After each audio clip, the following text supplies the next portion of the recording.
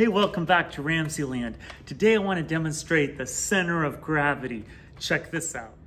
So for this demonstration, I'm using this wooden inclined plane. You can see it's lower at this end and it's higher at this end.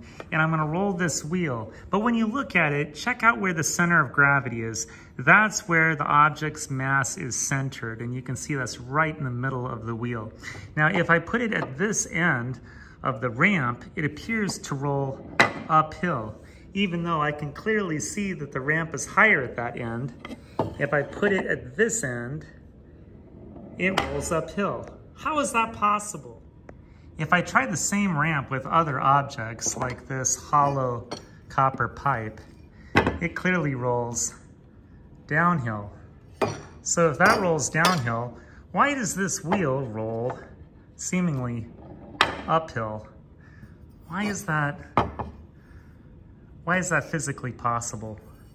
Well, it's because of center of gravity.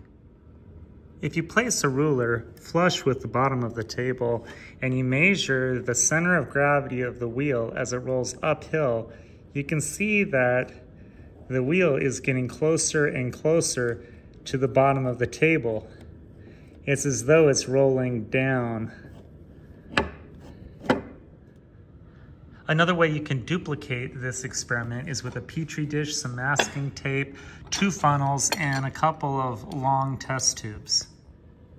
Start by taping your test tubes together at the base, and then on top of the petri dish, so slightly inclined, tape your test tubes so they make this V shape.